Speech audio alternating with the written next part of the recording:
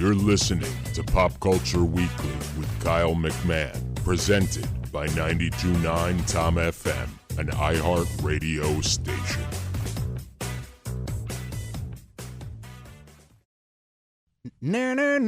What's up? And welcome to Pop Culture Weekly with Kyle McMahon. I, of course, am Kyle McMahon, and this is episode 46 of Pop Culture Weekly. Insane. Every week, I'm just astounded by, that we keep on going and you guys keep on listening and more people join in. Last week, as you know, was my interview with Deepak Chopra. The response to that has been incredible. There's tens of thousands of views on the videos. You guys are just so awesome. Thank you. I know it was a little bit different from, the pop culture stuff that we normally stick to, but I thought it was really important, especially during this time.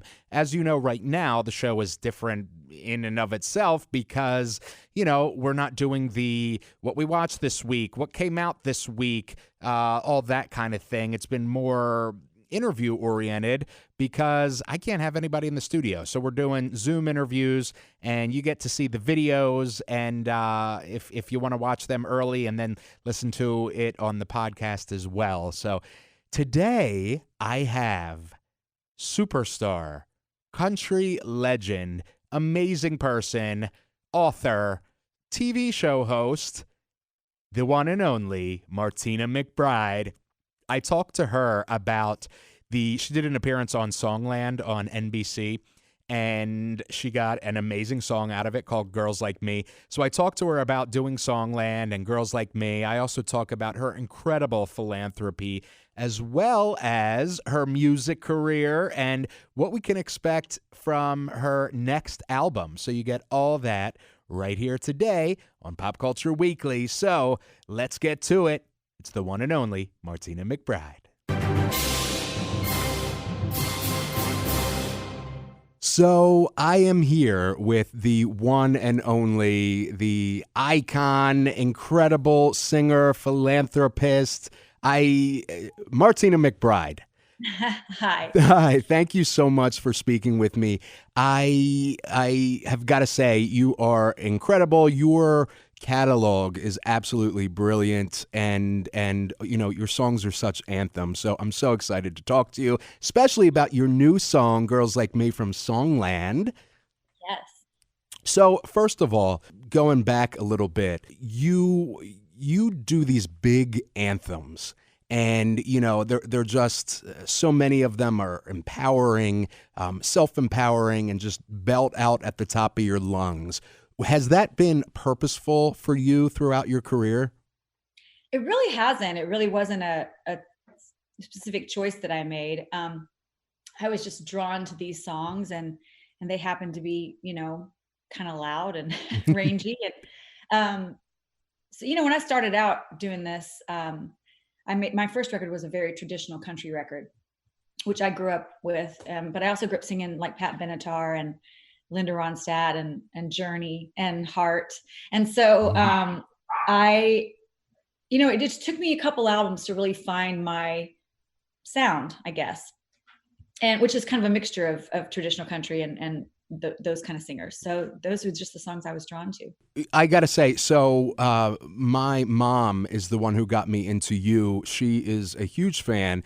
And so I learned Whatever You Say on guitar. She had bought me your greatest hits album. And so I used to sing that to her all the time. And such an incredible song, as so many of your songs are. So, thank you. Of course. So That has a cool guitar solo too. Yeah, I wasn't doing a guitar solo, but I was chopping out the chords and singing it for her. So your body of work has been really timeless.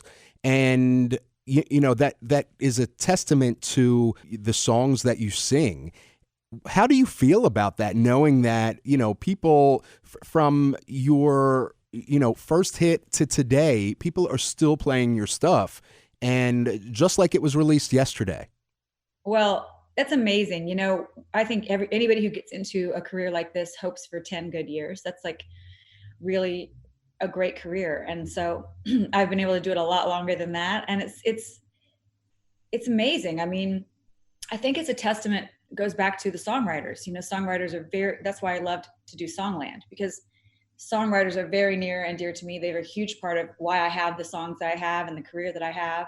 So, and then the fans, the fact that the fans have stayed with me for so long and are introducing me to new fans. It's amazing. It's just awesome. One of the incredible things about you is that you have been so huge in philanthropy. You have started your own organization. You've given so much to other organizations. Why has that been important for you? I was raised in a rural community in Kansas, very, very small town. I was raised on a farm, but the town I went to high school in was about 180 people. So everybody just looked out for each other. It was a way, it was a community. And so when I got to be, have some success, I wanted to do something to give back. And also I have to say that the song Independence Day was probably the catalyst as well for me really becoming really passionate about trying to find some way to help end domestic violence and child abuse. And so that awoke in me some kind of, I don't know, like a passion to try to help and to give something back. And that was really probably the first, I went on to be the spokesperson for the National Network to End Domestic Violence and a few other things. And so that was where I really got started in that. And then, with Team Music is Love, we have an organization called Team Music is Love, and we just look for the need. We've done a lot of work to end hunger. We go out on our tours, and sometimes we do volunteer things in the cities that we play in to give back to the community. So I don't know, I feel like I've been really blessed, and it's just something I feel strongly about, to help other people, to be part of a global community.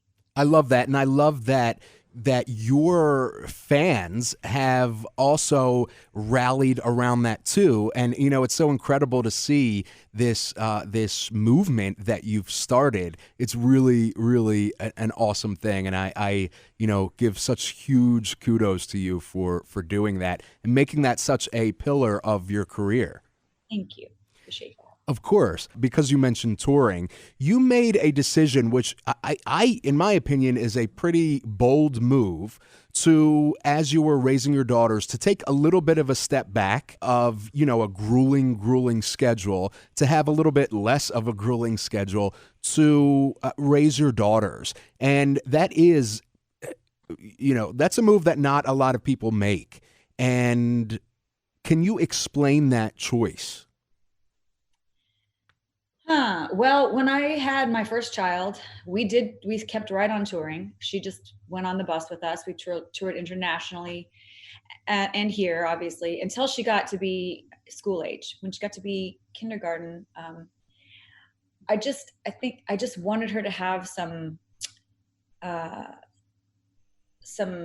structure, and I wanted her to have a similar kind of experience that I had, where she, you go to school every day.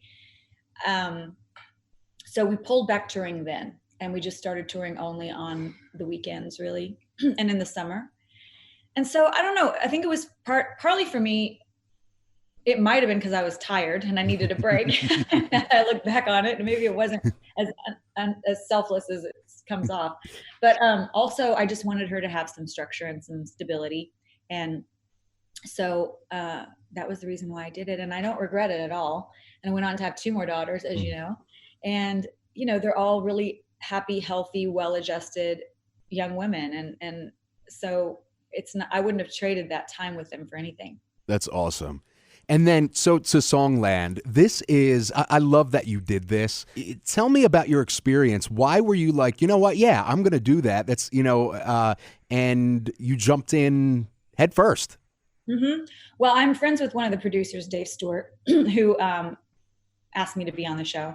And as I said earlier, songwriters are have such a special place in my heart for songwriters. And so I just I wanted to be a part of it. It's such a great show in that all of it, like behind the scenes, when you first get there, everybody is so kind and welcoming and positive, And as I watched the show, I noticed that it's a positive show. Like nobody's trying to tear anybody down. Everybody's truly mentoring these songwriters and encouraging them and giving them good, solid, honest advice. And it's just something that I wanted to be a part of. And I got a great song out of it. So yeah. yeah. So the song "Girls Like Me" was written originally by Haley, and that's the song you ended up choosing. You had some really good choices there, and you gave some great feedback, and I think all of them took that feedback into their final version. How as you listened to these songs, what were you thinking in regards to being Martina McBride, potentially, recording these? Yeah, well, they were all great songs. I just, at the end of the day, went with the one that felt like I could relate to it the most. And, part of the challenge with that song was Haley was 19 when she wrote it. And it sounds very young. The lyric as it was sounded like she was going through whatever she was going through right at that moment. And I didn't think that'd be too believable for me. My fans have been with me a long time. They know I've been married for almost 32 years. I have 3 kids. I'm not going through turmoil right now. So I wanted to sing it from a point of view of how can I say, we all go through this. We all have insecurities and it's going to be okay. And, we're going to get through it and just like in a way of giving advice to someone. And we were able to do that. And so I feel like, I think a lot of people see me as I wanted to come off as like a mother, a friend, a sister, that kind of thing. I love it. And then with your advice, the song just transformed into a huge kind of self-empowerment, sing-along, epic. And I love that. Doing that now, doing Songland, has that at all changed anything about the way you think of songwriting or going into your next record? I don't think it's changed the way I think of songwriting. I mean, I've always known songwriting is a very mysterious thing. It's elusive, it can be. I started out my career not really writing songs. I was just happy to be an interpreter of these amazing songs. But I did start writing, and when you're in a room with other writers or you're trying to come up with an idea on your own, it's a lot of fun when it comes together, but it can be pretty tedious. So I have a super huge respect for songwriters that do this every day and make a living doing it or try to make a living doing it. And that's their dream, is to hear their song on the radio or have a song that affects somebody and makes somebody feel something. So, I mean, I've always had a great respect for songwriters. And I think Songland, if anything, it just, made that even bigger. Like reinforced it for you. It's been a few years since you've had a record of, you did the Christmas record. Prior to that, it was a couple of years before that you had a non-Christmas record. When can we expect the next one? What are you thinking? I'm really taking my time, obviously. It's been 4 years with this the new album. I really feel like what I want to do with this new record is tell my story. I feel like I've told a lot of other people's stories, sang stories for people. Like, I want to tell your story. I want you to be able to relate to whatever I'm singing about, and I want it to help you in your life. I feel like it's time for me to tell my story. And I think that's going to take a little bit of digging and a little bit of time. But when it comes out, hopefully it'll be an intimate kind of glimpse into, my life at this stage in my life. Yeah. I love that. That's exciting to look forward to. And touring, once we return to some semblance of normalcy, are you going to be hitting the road? Oh yeah.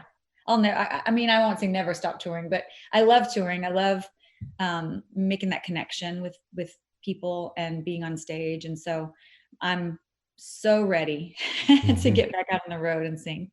Awesome. Martina McBride, thank you so much for speaking with me and, for all that you've done throughout your career, for so many people, for shining a light on so many important issues, giving so much of your time and money and influence to, people that need it, and just being awesome. Thank you. Thank Great you. to talk with you. Great to talk with you. Thank you.